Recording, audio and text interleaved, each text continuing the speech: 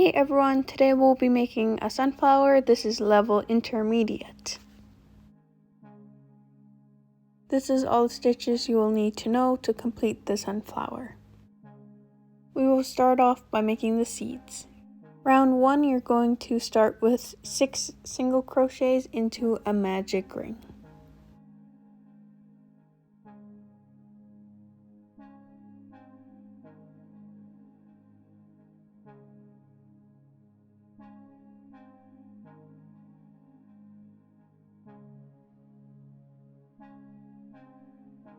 Pull the magic ring tight and then connect your loops with a slip stitch. Round 2 will be an increase in each of the stitches, so 2 single crochets into each stitch. You'll have 12 stitches in total at the end of this row. Row 3 is 1 single crochet and then 1 increase, and you will repeat this all the way around. So 1 single crochet into one stitch and then 2 single crochets into the next. Then you do 1 single crochet into the next 2 stitches and then 1 increase, and you'll repeat this all the way around.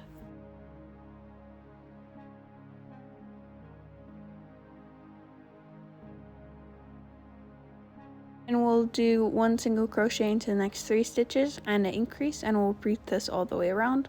What we're basically doing is just making a circle, and then we're going to make it bigger. Right now we're just adding 1 single crochet each row, which is making our circle bigger. Then you'll do 1 single crochet into the next 4 stitches and 1 increase, and you'll do this all the way around.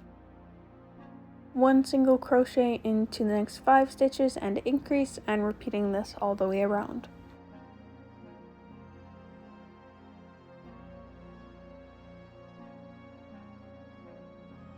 I think you're getting the idea now. 1 single crochet into the next 6 stitches and an increase, and we're doing this all the way around.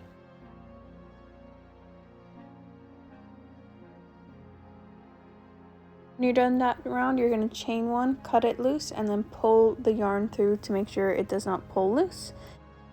Now we're going to give our sunflower some texture by adding some seeds, and you're going to take your working yarn, pull it through with a needle, and then you're going to create a slip knot with that through your base.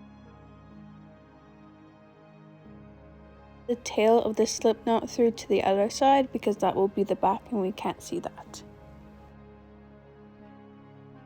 Then I did 4 chains, and then I'm just going to pick a random spot and slip stitch that to the base. And you're going to do this all the way around. I did an alternation between 4 chains and 3 chains, sometimes 6. Like it really depends on the look that you're going for, but I think this gives it a nice texture. Slip stitch wherever you want. And yeah, you just do this all the way around. It does take quite a bit of while, but it looks really pretty at the end.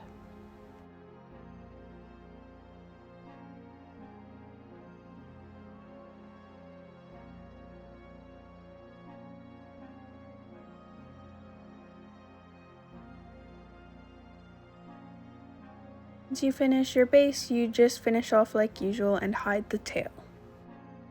Now let's move on to the petals. Make a slip knot with a long tail for sewing on later. Chain 13.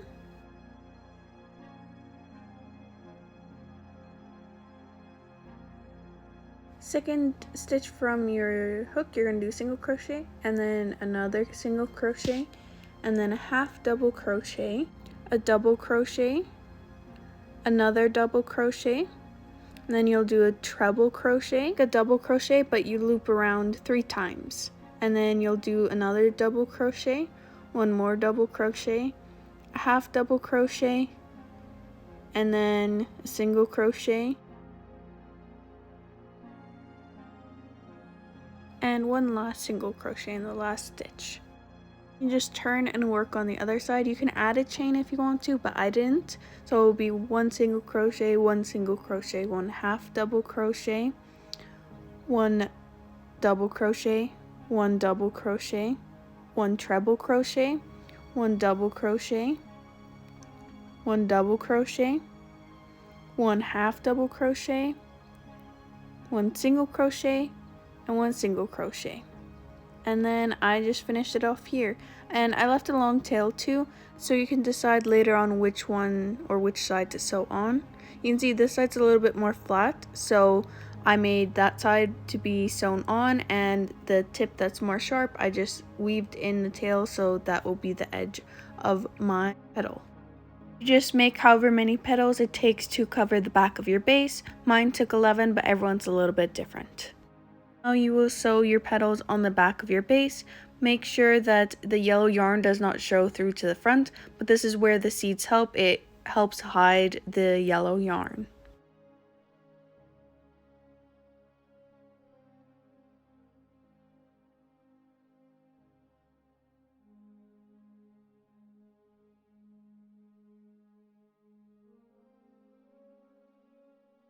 Once that's done, it's already starting to look like a beautiful sunflower. Let's make the back of your flower. You're going to use green yarn and do the exact same as you did for the base, but we're not going to pull the magic ring fully tight. With it still attached to your ball of wool, you're going to chain 6. Second stitch from your hook, you're going to do a single crochet. Then you'll do 1 half double crochet and then 1 double crochet and another double crochet. I did 3 double crochets instead of 2 because I accidentally went from first stitch from my hook instead of second.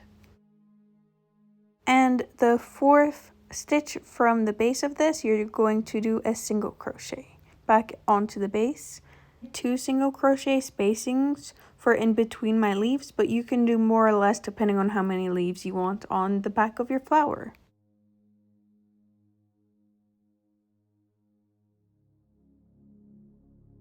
We'll just repeat this pattern all the way around and then finish off. Make sure you leave a really long tail for sewing onto the flower. This nice skewer with a stubby end, so it will kind of hold the flower into place. And I got floral wiring just to twist it around it so it gives the flower a bit more length.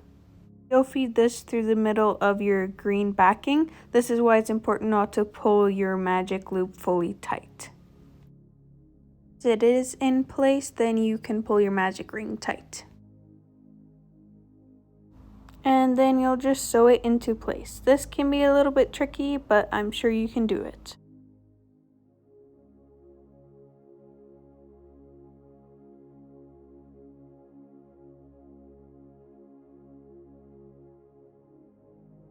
And every now and again, just make sure you can't see the green from the front, but since there's so many layers, it is a little bit easier to do, and you can't see it that easily from the front. Now let's do the stem.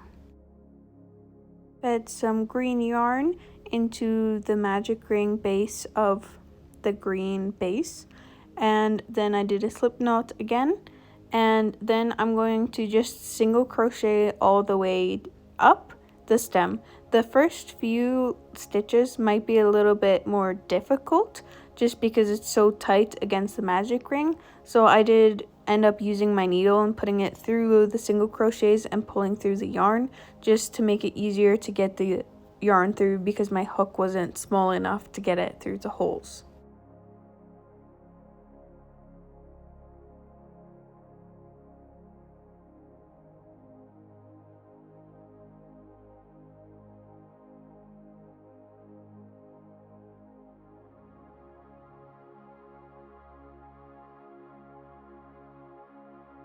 And you will just single crochet all the way up to the stem. And this, honestly, the very beginning is very difficult, but once you start to get going, then on the top it's going to be so easy to do that. You can also just wrap wire or the yarn around the stem, but I think crocheting it all the way up just gives it a prettier and more rounded off look. And once you're at the top, you just finish it off like usual, but leave a long tail, and I just kind of sewed it closed where the floral wire was because I bent it in half so that it wouldn't be pokey. The sunflower looks so realistic. And ta-da! We're done our sunflowers. Stay tuned next time to make a lavender. Thanks for watching.